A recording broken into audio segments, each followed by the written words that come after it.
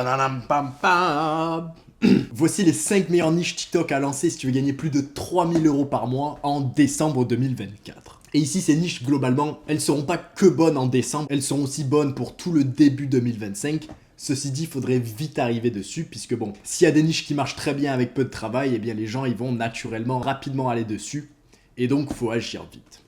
Et déjà, avant de commencer, moi, c'est Rémi de la chaîne Fitness Muscu. Ça fait à peu près 3 ans que je fais le format short à fond. Je fais plus de 150 millions de vues par mois rien que sur ma chaîne YouTube. J'ai plus d'1 million d'abonnés. Et sur ce, rentrons directement dans le vif du sujet. Et du coup, on va se retrouver sur le PC pour que je puisse vous expliquer un petit peu plus en détail ces niches et comment se démarquer au sein de ces nouvelles niches qui vont péter en 2025.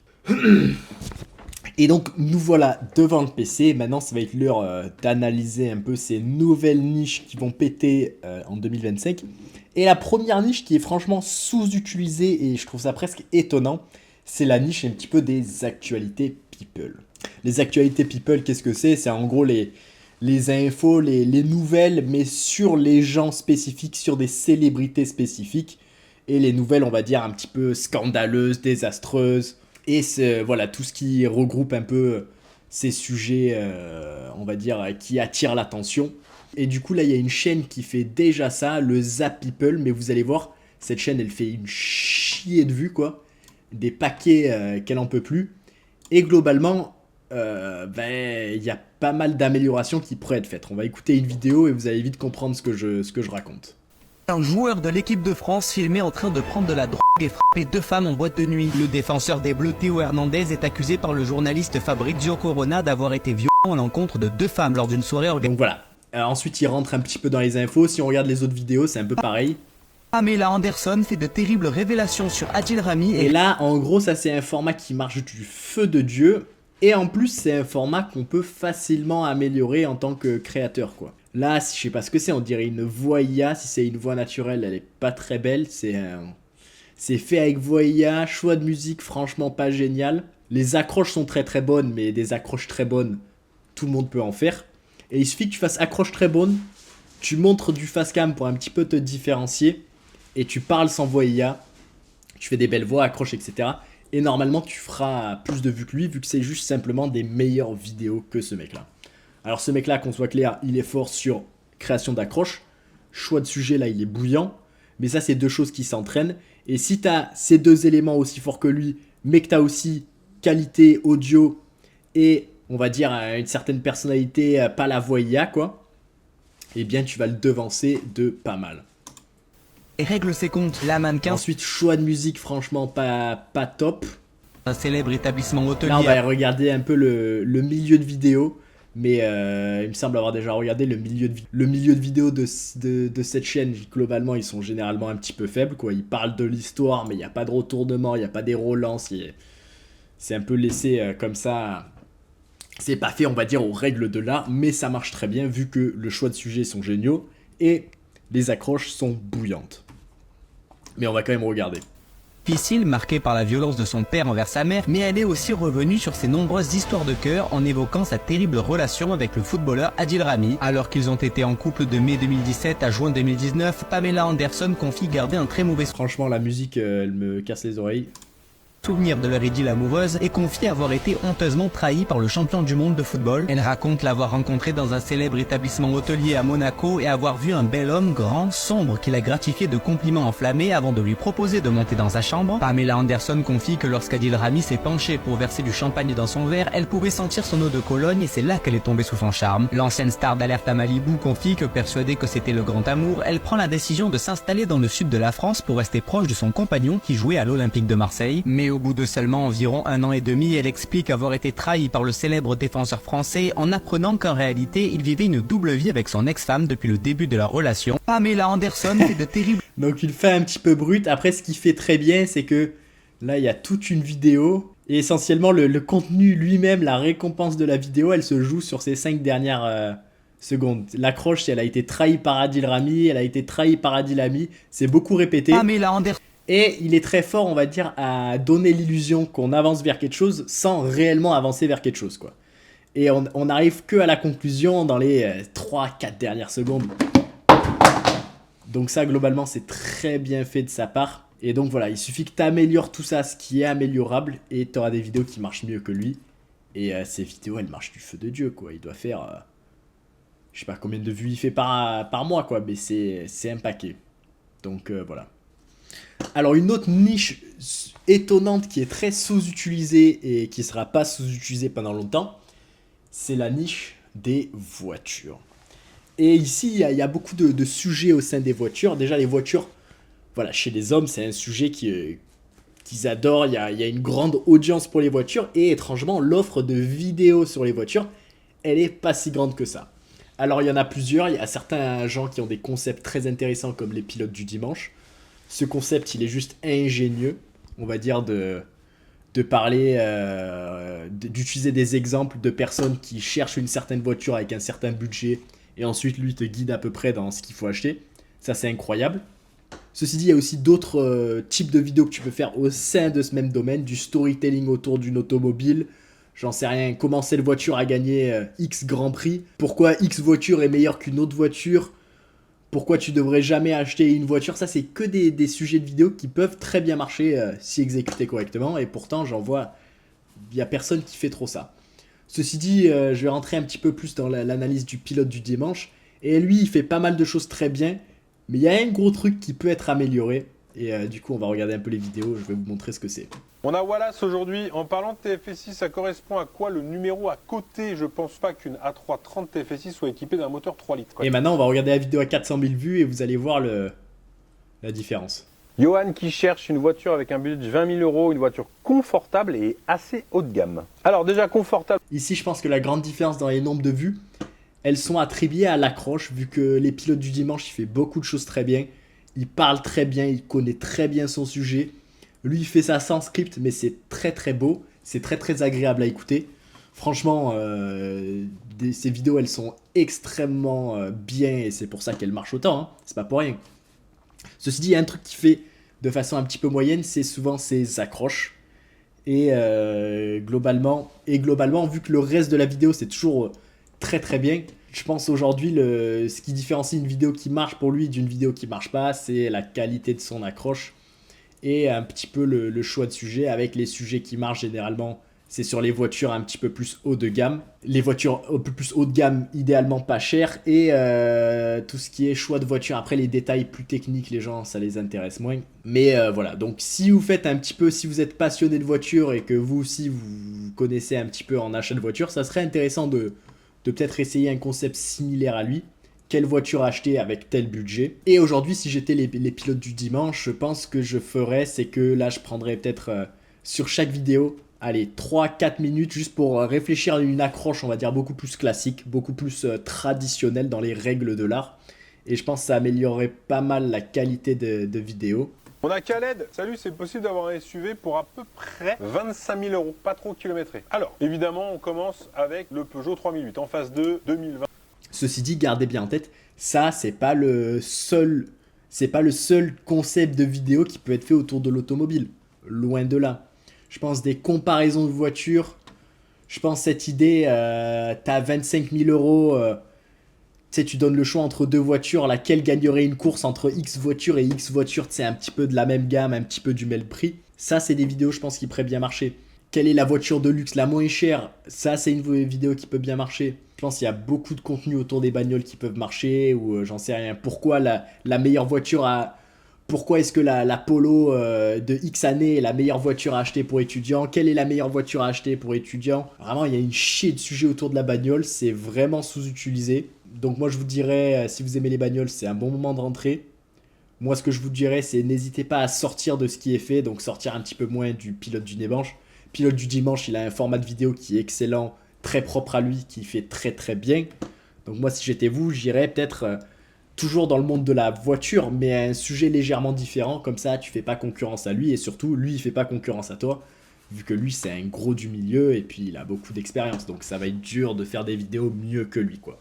Et ensuite, la prochaine niche qui a pas mal de potentiel, c'est la niche du dessin, quoi. Qui a pas mal de potentiel et qui peut toucher beaucoup de monde. Donc ici, ça c'est une des chaînes, on va dire, les plus populaires. Et déjà, ce qu'on voit, rien qu'avec le nombre de vues, c'est que, voilà, ça plaît.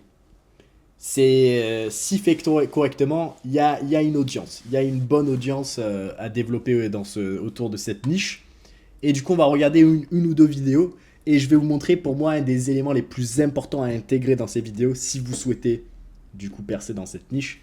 Et du coup, sans plus attendre, regardons. Je déverse ce riz pour faire avec vous une île géante. D'abord, je manie les grains pour créer une jolie forme et je trace les contours noirs en évitant tout ce riz. Pousse-toi. Et ensuite, on le retire, ce qui laisse apparaître la forme de l'île. Avec un crayon noir, je fais un dégradé sur les côtes. On peut commencer à mettre... Là, comme vous voyez, sur toute la vidéo, vous voyez, on reste toujours très près. On reste dans le détail. Et il y a seulement à la fin qu'il y a un gros reveal, quoi. Ok? Donc là, ici, dans ces vidéos à lui, il y a un gros reveal pour proposer en commentaire une idée. Ce qui est pas mal pour créer de l'interaction et pour fidéliser l'audience. Ceci dit, pour un nouveau créateur, je pense pas que c'est le meilleur plan. Si vous savez dessiner, à la fin, là, quand il y a le gros reveal, il faut que ça soit très beau, quoi. Donc vous restez dans le détail, plein de trucs qui sont très beaux dans le détail. Ce qui fait là, visiblement, c'est très beau, c'est très esthétique. Et ensuite, à la fin, idéalement, il faudrait le dessin déjà complet pour le reveal final. Et là, c'est on va dire, c'est votre récompense, quoi. C'est ça le truc satisfaisant. Et en gros, l'avantage de ce format de vidéo, c'est qu'en plus on regarde la personne faire des détails, en plus on se demande en fait comment ces détails se mélangent ensemble, quoi. Ça crée inconsciemment, regardez les trucs de très près, ça crée inconsciemment cette envie de voir le tout ensemble.